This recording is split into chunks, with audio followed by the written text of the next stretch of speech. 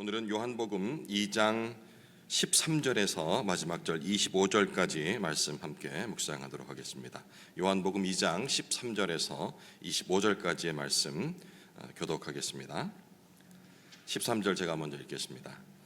유대인의 유월절이 가까운지라 예수께서 예루살렘으로 올라가셨더니 성전 안에서 소와 양과 비둘기 파는 사람들과 돈 바꾸는 사람들이 앉아 있는 것을 보시고 노끈으로 채찍을 만드사 양이나 소를 다 성전에서 내쫓으시고 돈 바꾸는 사람들의 돈을 쏟으시며 상을 엎으시고 비둘기 파는 사람들에게 이르시되 이것을 여기서 가져가라.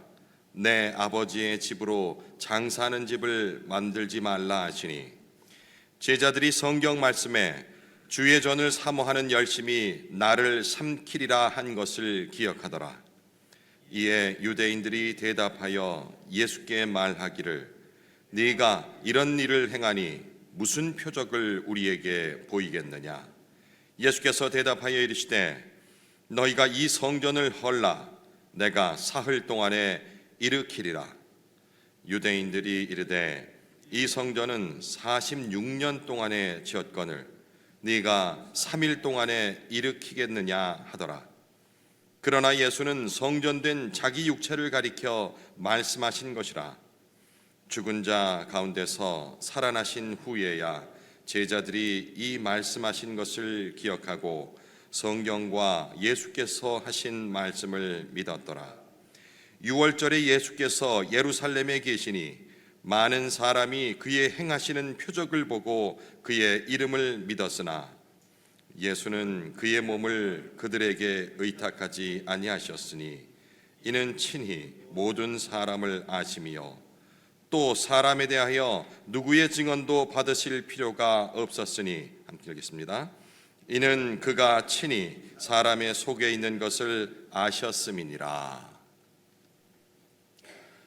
교회 아니든 바뀌든 신앙을 가졌건 가지지 않았건 많은 사람들이 생각이 좀 있다 하는 사람들은 대부분 이 사람의 변해가는 모습들을 현실의 이익만 챙겨가는, 우리가 흔히 얘기하는 건 세속적으로 변해가고 있다라고 스스로 다 비판을 합니다. 하지만 그럼에도 불구하고 그런 사람들이라 할지라도 그 마음속에는 누구나 자신만의 성소가 있지요. 대부분 그 성소는 내가 살면서 깨달은 이치라든지 이거 신앙이 있건 없건 모든 사람 혹은 앞선 현자들의 지식을 통해서 간접적으로 얻은 가치관, 하여튼 자기가 최고의 덕목이라 생각하는 그 소중한 것들을 많은 시간과 공을 들여서 내 안에 있는 성소라는 곳에 쌓아줍니다. 하지만 그 성전은 치명적인 균열이 항상 존재한다라는 것이 현실인 것이죠. 오늘 우리가 살펴본 이 요한복음 2장의 말씀은 인류 역사상 가장 견고하고 거룩해 보였던 예루살렘 성전을 헐라고 명하시는 예수님의 그런 충격적인 선언을 담고 있는 내용입니다. 언뜻 보면은 부패한 종교인들, 부패한 종교를 질타하는 그러한 모습으로 읽혀지지만 조금만 더 현실적으로 우리에게 적용을 해본다 한다면 우리가 인생을 걸고 지어온 모든 그런 거짓된 성전들을 허물고 오직 그리스도라는 참 성전을 내 마음의 기초 위에 세워야 한다라는 그 메시지를 바로 2000년 전에 그리고 지금 후에도 전하는 내용이라 생각합니다. 그래서 우리는 오늘 이 말씀을 통해서 우리 내면에 있는 성전에 대해서 주목해 보려고 합니다. 그리고 무너지지 않는 그 참 성전이 무엇인가에 대한 내용을 다시 한번 확인해 보려고 합니다. 6월절이 가까워지자 예수님께서는 예루살렘으로 지금 올라가셨습니다. 13절 유대인의 유월절이 가까운지라 예수께서 예루살렘으로 올라가셨더니 유월절은 잘 아시다시피 이스라엘 백성이 하나님의 전적인 은혜로 애굽에서, 이집트에서, 그리고 죽음의 재앙을 건지심을 받았다라는 것을 기억하고자 이들이 지켜온 절기입니다. 그러니까 성전은 하나님의 그 값없는 은혜가 선포되고 그리고 충만히 경험되어야 하는 그러한 장소였습니다. 하지만 예수님께서 이 성전 안에서 마주하신 풍경은 은혜와는 거리가 먼 철저한 계산, 주고 받고 사고 파는 그런 현장이었습니다. 14절, 성전 안에서 소와 양과 비둘기 파는 사람들과 돈 바꾸는 사람들이 앉아 있는 것을 보시고, 당시 사람들은 이것을 예배를 돕기 위한 합리적인 시스템이라고 아마 생각을 했겠죠. 언뜻 보아도 그렇습니다. 우리는 이 내용을 미리 알고 있기 때문에 어떻게 거룩한 성전에서 그런 짓을 하지만 지금 현재 우리에게는 그런 모습이 없는가 보았을 때 중복되는 부분이 많이 있거든요. 먼 곳에서 온 순례자들이 짐승을 끌고 오는 그런 수고를 덜어주기 위해, 또 이방의 화폐, 그 화폐는 성전 안에 사용할 수 없었기 때문에 그 성전에 사용되는 화폐 단위 세겔로 바꿔주는, 환전하는 것, 이게 지금 봐서 뭐가 나쁜 거겠습니까? 예를 들어서 우리가 부산에서 성전이 서울에 있다 그러면 서울까지 그 소 양떼를 거니러 가다 보면 도적대를 만나든지 혹은 기후 탓으로 혹은 도망가든지 손실이 분명히 발생할 텐데, 그냥 가뿐하게 몸만 가서 거기서 내 돈으로 소와 그 제사 제물이죠, 을 산다는 것은 그리 나빠 보이지 않는 그런 행동입니다. 환전 시스템 얼마나 좋습니까? 그 무거운 세계를 미리 바꿔서 가는 것이 아니고 거기 가서 바꿔주는 시스템. 하지만 이 효율성이라는 것 이면에는 항상 무서운 그 영적 변질이 있다는 사실을 우리는 항상 깨달아야 합니다. 하나님을 만나는 유일한 통로인 이방인의 뜰, 지금 그 현장은 바로 이방인의 뜰입니다. 이방인의 뜰이 지금 장사꾼의 점유지로 바뀌어 버린 거예요. 심지어는 그들이 조금 더 좋은 자리에 차지할 수 있도록 성묘객들 올라가는 길거리에 꽃을 파는 자리들이 있는데 그 자리 다툼이 엄청 심하다고 들었습니다. 그리고 자릿세도 있다라는 얘기도 들었고요. 지금 이런 거죠. 이방인애들을 지나가는데 거기서도 더 좋은 위치를 차지하기 위해서 관리인에게 돈을 내고 들어온 장사꾼들의 점유지가 되어버린 겁니다. 그러니까 하나님께 나아가는 길에, 유일한 그 길에 통과세, 입장료가 매겨지기 시작하는 겁니다. 교회에 들어오는데 입구에서 여러분들이 돈을 내고 입장권을 발급받아서 들어와야 한다고 생각하시면 쉽게 이해가 될 겁니다. 은혜가 있어야 할 자리에 거래가 들어왔고요, 또 예배가 있어야 할 자리에 이윤 추구라는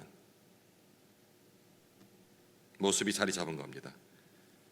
하나님을 거래 대상으로 삼고 있는 모습, 비단 그때뿐만 아닌 지금 현재 우리에게도 발견할 수 있습니다.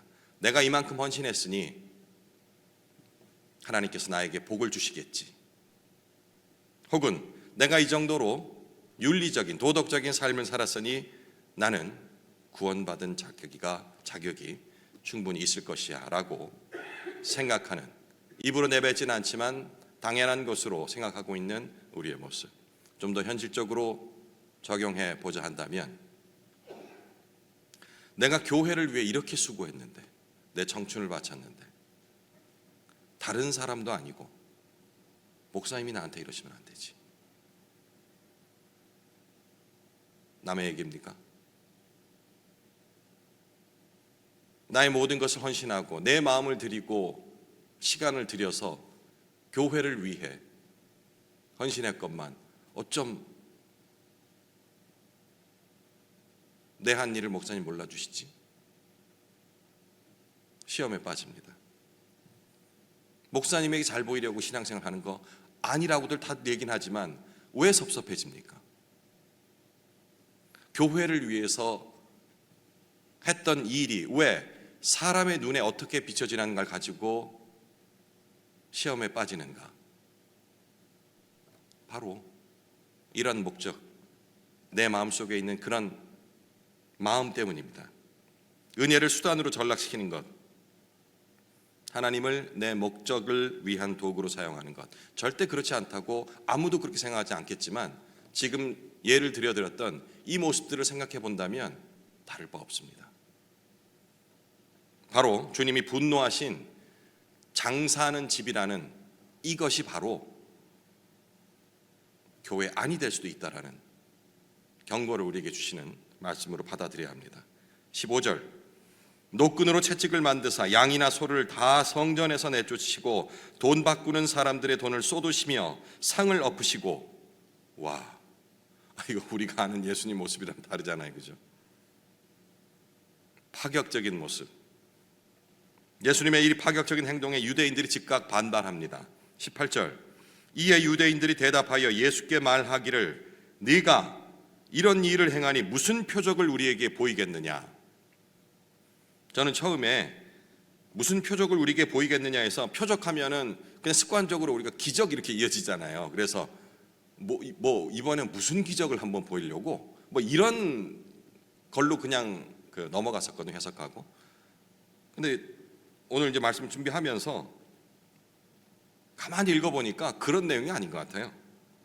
지금 이 유대인들이 얘기하는 것은 지금 자신들이 가지고 있는 기득권, 그리고 자신들이 세워온 그 신앙관, 세계관, 이것을 흔들지 않으면서, 그러니까 자기들한테 위협이 되지 않는 범위 내에서 너의 그런 권위를 인정해 줄 마음도 있으니 그래 어떤 거를 합리적인 결과를 우리에게 보여줄래? 가시적인 그런 모습을 우리에게 보여주겠느냐? 네가 그걸 보여주는 게 우리한테 해가 되지 않고 서로 상생할 수 있을 만한 이런 뭔가를 한번 내놔봐. 이런 뉘앙스로 느껴지는 거예요. 요즘 뭐 정치 관심을 안 가질라 해도 자꾸 이렇게 뉴스에서 나오니까 보면은 서로의 어떤 이거를 가지고 들어가는데 그 사람을 위하는 게 아니에요. 그리고 완전 배척도 안 해요. 만약에 나에게 해가 되지 않는다면 네가 주장하는 것, 그러니까 적당한 선에서 그 중간 같이 살 수 있을 만한 걸 보여주면 허용해 줄게. 이런 뉘앙스가 느껴지더라고요. 그들은 예수님이 행하신 그런 성전 정화 작업의 본질, 즉 성전의 주인으로서 당신을 행사하시는 그 권위 자체는 지금 관심이 없는 겁니다. 정답을 원하는 것이 아니고 오직 자신들의 통제권 안에 들어올 수 있는 그런 논리적인 증거로서의 표적을 보이겠느냐라고 묻고 있는 겁니다. 이 물음에 대해서 예수님은 이해하기 어려운 대답을 주시죠. 19절, 예수께서 대답하여 이르시되 너희가 이 성전을 헐라 내가 사흘 동안에 일으키리라.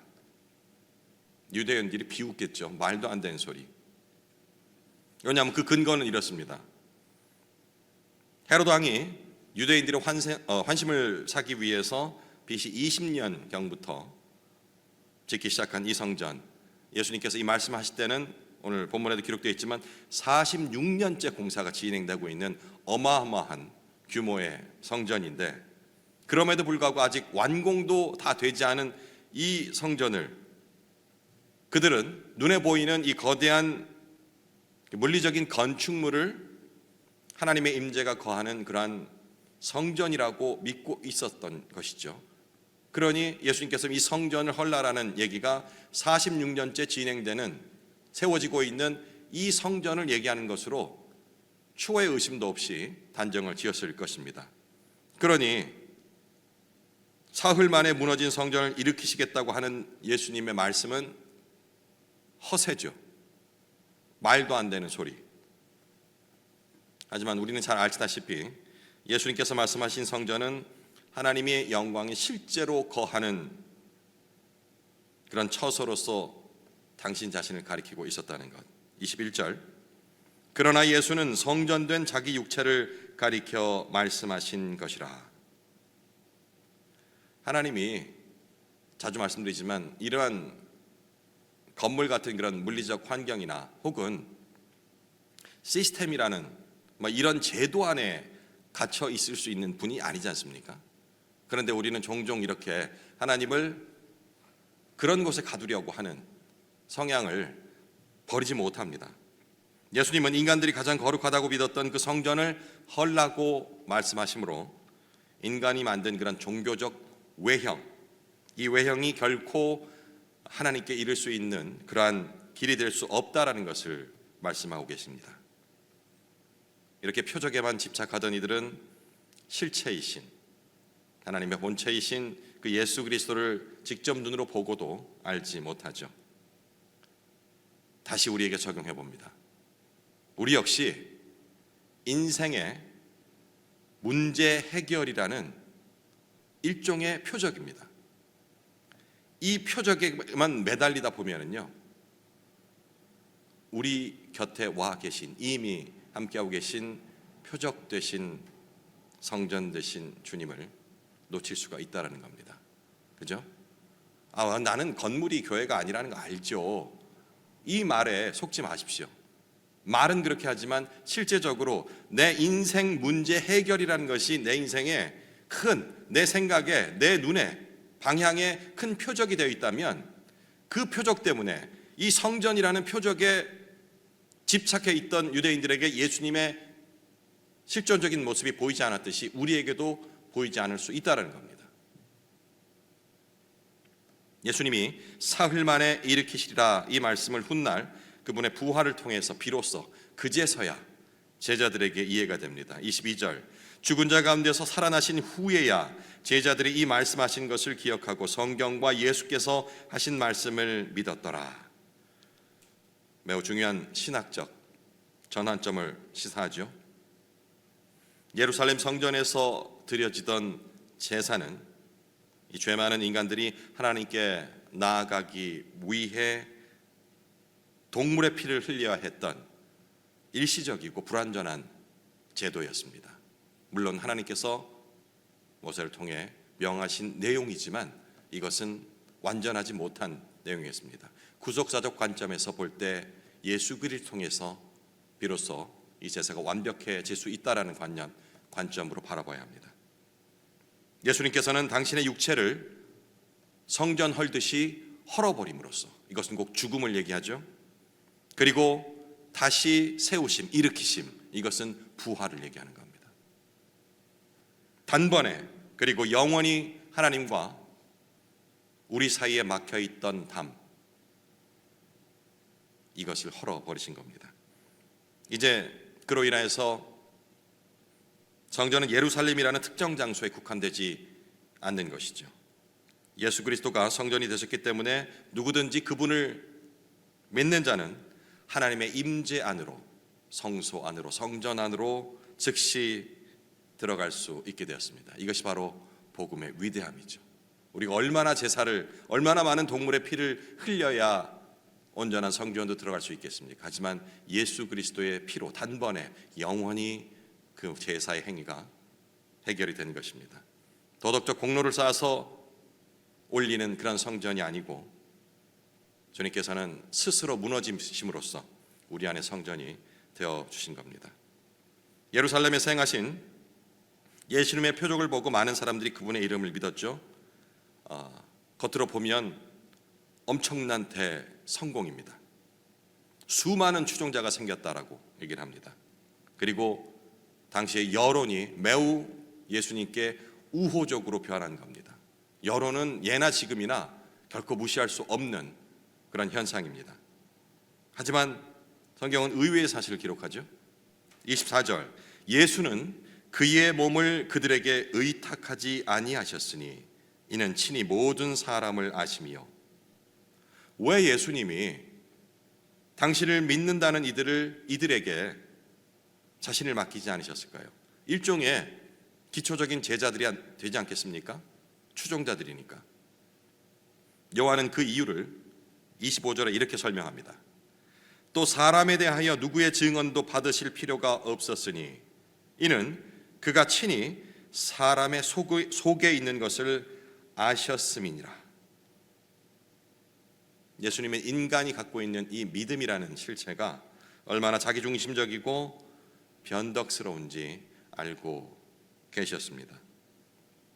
정확히 얘기해 사람들은 예수님을 믿은 것이 아니라 그 당시 사람들은 예수님이 행하신 능력을 이용해서 자신들의 필요, 욕망, 더 구체적으로 얘기하자면 정치적인 해방, 피지배국으로서 자유인이 되는 것, 혹은 자유인을 넘어서 그들을 내 발밑에 꿇게 하는 것, 혹은 이 헐벗고 굶주린 경제적 빈곤을 풍요로 바꿔줄 수 있는 자신의 필요를 위해 채우려 했다라는 것, 그것을 믿음이란 이름으로 받아들일 수는 없다라는 예수님의 표현이었겠죠. 이제 우리에게 적용을 하며 오늘 아침 묵상을 정리해 볼까 합니다. 우리가 예배 자리에 앉아 있을 때 우리의 기도가 얼마나 거룩한 단어들로 포장되어 있던 그렇지 않던 주님은 우리 내면에 그 이면에 숨겨진 동기를 항상 살피십니다. 주님은 사람의 증언, 이 증언을 필요로 하지 않으실 만큼 우리 본성의 부패함을 명확히 알고 계신다는 것. 하지만 여기에 또 역설적인 위로가 있습니다. 이런 내용들을 보면 너무 부끄럽죠. 같이 살고 있는 식구에게도 내색하지 않고 거룩한 척, 하나님 앞에 온전한 모습으로 살려고 노력하는 척 해왔지만 얼마나 순간순간 몹쓸 생각들을 하고 있었는지 우리 본인 자신은 알지 않습니까? 나를 사랑해주는 우리의 지체들, 그 누구 한 사람을 생각할 적에 얼마나 하루에도 몇 번씩 죽입니까? 미움이라는 더 적극적인 사람은 입술을 열죠. 그 사람을 하나님 앞에 바로 서게 한다는, 믿음을 바로 서게 한다는 그러한 명분으로 입을 열어 권면이라는 단어로 얘기를 하지만 결국은 그 영혼을 헤어날 수 없는 자리에 떨어뜨리는 그러한 입술의 살인을 얼마나 하고 있습니까? 그 생각 때문에 오늘 아침이 너무 무겁게 시작될 수 있지만 우리 주님께서는 역설적인 위로를 주십니다. 우리의 그 추악하고 변덕스러운 내면을 다 아시면서도 십자가를 지셨다는 겁니다. 주님은 우리의 믿음이 훌륭해서 우리를 선택하신 것이 아니고 우리가 구제불능이라는 것을 아셨기 때문에 당신 자신을 우리의 제물로 내어주신 겁니다. 가시게 성전을 벗어버리고 주님 앞에 우리가 정직하게 나아가야 할 이유가 바로 이것이겠죠. 이제 개인적으로 묵상을 이어가실 때에 내가 나도 모르게 쌓고 있었던 세상의 그 성전, 내 마음속에 있는 이 성전, 무너뜨려야 할 성전은 어떤 것인가? 그리고 그 무너뜨린 성전 안에 참 성전으로 머물러야 할 예수 그리스도가 얼만큼 나에겐 자리 잡고 있는지 오늘 아침, 작년이 아니고 10년 전이 아니고 내가 뜨거웠던 때가 아니고 바로 오늘 아침 나의 상태를 점검해 보시기 바랍니다.